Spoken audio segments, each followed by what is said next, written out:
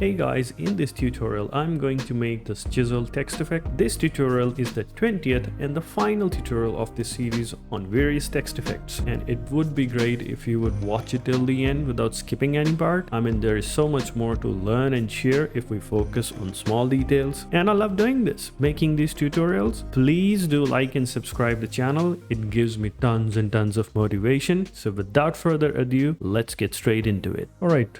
Welcome back guys, and we'll start straight away by writing the letter E, and let's just make it much bigger, and the font that I'm going to choose is THOMA, the Homa bold, which would serve perfectly well to the purpose we want this text to be. And this tutorial is the 20th and the final tutorial in this full series of text effects. I have made 20 tutorials and they're all put up in this one single playlist. You can watch it and learn a lot more than just one tutorial. And before I proceed, I would seriously request you to guys watch it till the end so that you can gain maximum out of it. Please don't just click away and grab from parts. I have added chapters so that you can understand everything in separate parts. So the first thing I'm going to do here is I'm going to create an outline. Okay, now I'm going to set the fill to none, and I'm going to give it a stroke which already is there, a black stroke, and if it's not visible you can always do so by increasing the point, or you can choose it from here. Once that is done, now to create a chiseled effect, basically it has to have a feel of a metal effect. I'll grab this brush tool,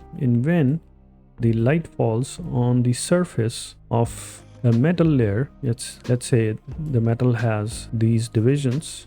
So this side is like this side is like this. So what happens is that when the light falls on it, it bounces off in different directions, causing it to look absolutely different from every point of the surface. Wherever there are sharp edges, wherever the metal is chiseled along the direction, which will give it this unique effect. And this is something you will understand once I begin working on it. But this is the whole concept. I'll create these long lines, divide this whole letter into different parts, and by imagining it in my mind that how the light falls and bounce off the surface, I will try and create the chisel effect. That's what this whole text effect is going to be. So I'll just quickly remove everything.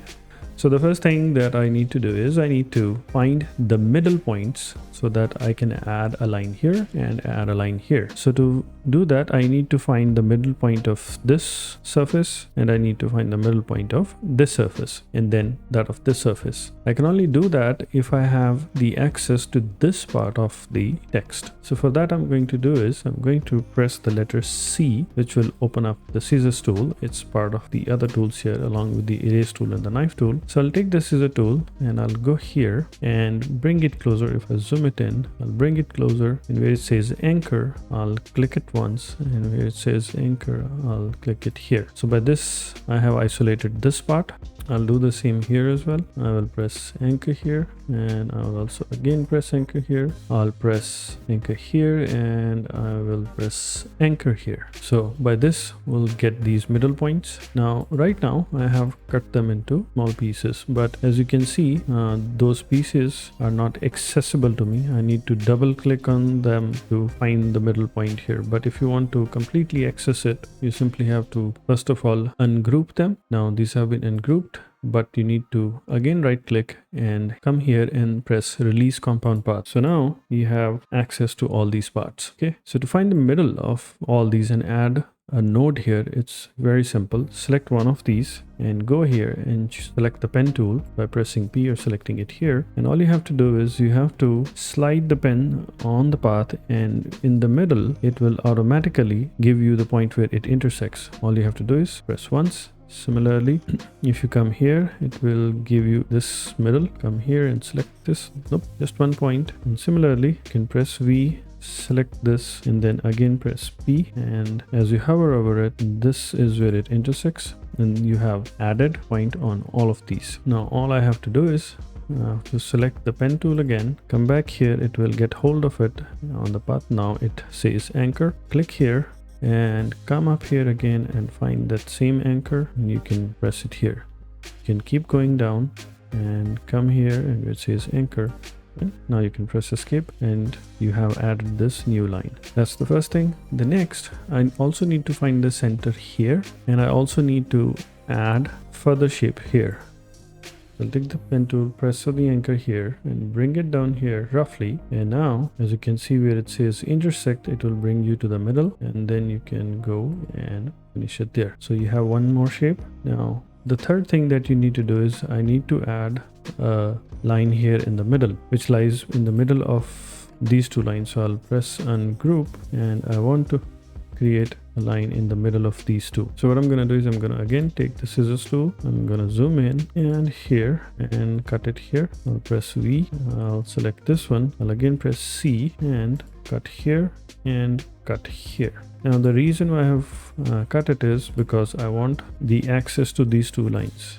Now you can say why didn't I find a middle like I did here? The reason for that is that these two are not connected lines. There is a huge gap, so I need to bring something in the middle of these two. So I'll select both of these, and now I'll go into the objects and into the blend, and in the blend options I'll choose specified steps, and I just need one, right? Just one line. So I'll press 1 and OK. I'll go back in the objects, and in the blend I'll press make. So there you go, I have this one line. But right now this is a blend. I have to open it up. For that I'll select this and I'll go here in the objects and press expand, and I will expand the object, the fill, the stroke, whatever it is. I'll press OK. Now everything has been separated. These three lines are separated, so I just need to ungroup them. Now I have the access to this line. All I have to do is zoom in and hold it from here and connect it where it overlaps. Zoom it further in, as you can see, and simply connect it here. Zoom out a bit, come here, zoom it in, and again where it becomes straight, stretch it. Again where it is straight, stretch it and overlap it. So far so good. So before I move on, so that it becomes clear to you what I'm doing, I'm going to turn these into different shapes. Right now these are all paths and none of them is an object. So I'll select them all, and now I'll go here in the shape builder tool, and I'll come here and make this one shape. This is the second shape, this is the third shape, and this is the fourth shape. I need to add one more here before I press on this one. I forgot it, so I'll quickly grab the pen tool. I will first of all deselect it, grab the pen tool and add an anchor point here. Hold shift where it says intersect. I'll bring it, I'll press escape, and now I'll again select the pen tool where it says anchor. So I'm gonna come here somewhere on this path and then take it here and then take it here. Now it's done. Now I can again select these things, and using the shape builder tool I'll zoom in and add these two. So I have one shape here, I have this shape here. So as you can see, I'm turning these into shapes. I'll again select the pen tool and I'll click here and join this part here, and then I'll click here and join this part here. Similarly, I'll click here and join this part here. I'll press escape, and this part over here. Press escape. Now I'll go here and again select the whole thing, and now I will again use the shape builder tool. I'll add this part, I'll add this part, I will add this part, this part. So everything has been selected. So there are lots of shapes now, here, here, and down here, down here. So this is what is going to help us to give us the chiseled effect that we want. So now let's start coloring these. So since the whole mindset is that the sunlight is falling on this surface on the top, so I'll begin to painting similar surfaces one by one. So I'll select this first one, and using the eyedropper tool, for which the shortcut is I, I'll first give it this color. This is the first color. Similarly, I'm also going to this one, also the same color, because these two fall directly on the path. Now I'll select this one and this one, and using the eyedropper tool, give it the second color. For the third color, I'll choose again the eyedropper tool and give it the third color, and then I'll choose this one and this one and this one also and give them the fourth color. As for this one and this one, I'll give it the fifth color. So with that, you can see our chiseled effect has come a lot into effect, but I want to add path here as well.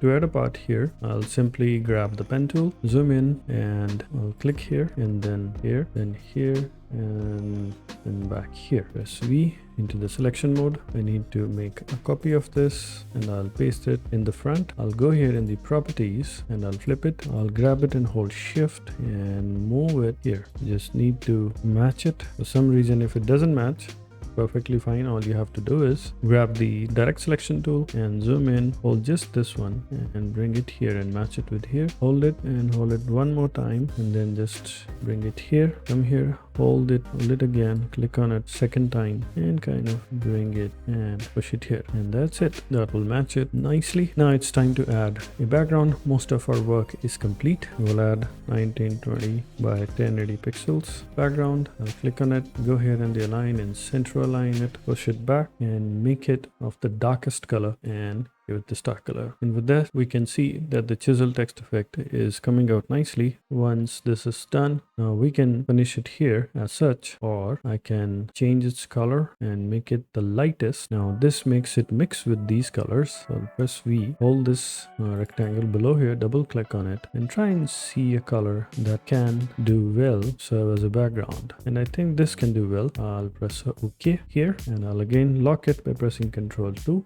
So the background is now locked. I can select all of this and press G. So now this is one single shape. So now I'm going to add a texture to it. I'm going to select it and I'm going to go here in the effects, in the artistic, and I'll choose this film grain. So this will give us an idea of what it will look like the moment we add the film grain on top, because you know the metals are shiny but not as shiny. I'll just zoom it out so that it's nicely visible. So this is give it a more surface effect, a bit of a ruggedness. Let's see what happens. We increase the size of the grain, washes away the color settings, the color contrast. So I'll reduce it and see how it goes. Highlight area, intensity, but we need to increase the grain value, of course, to be able to experience it properly. Good to have intensity. So I'll maximize the intensity. I'll increase the grain a little bit and also highlight area a little bit. So everything is more or less on the higher side except the grain